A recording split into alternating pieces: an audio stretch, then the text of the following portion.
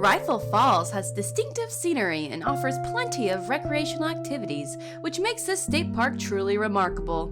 Just 14 miles from Rifle, people travel all over the USA to visit the 70-foot triple waterfall and hike in the rich Colorado foliage. The Coyote Trail is the most popular trail in the park and takes you to the base of the falls. After spending time at the bottom, hike your way up the hill to the caves and to the top of the falls. Rifle Falls sprays over moss-covered rocks and cascades down to a pool of water below.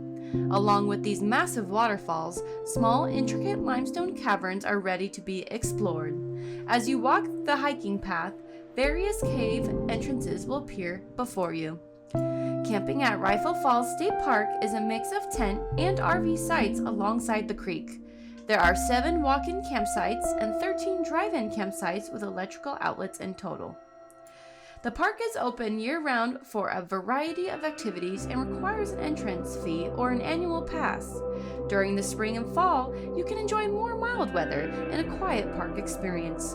If you come on a warm day, you can enjoy splashing water in the creek with your family and friends or stand by the waterfall for a quick cool down. This park is a definite must if you are traveling to the area and would love exploring caves and seeing waterfalls in the lush, green Colorado landscape.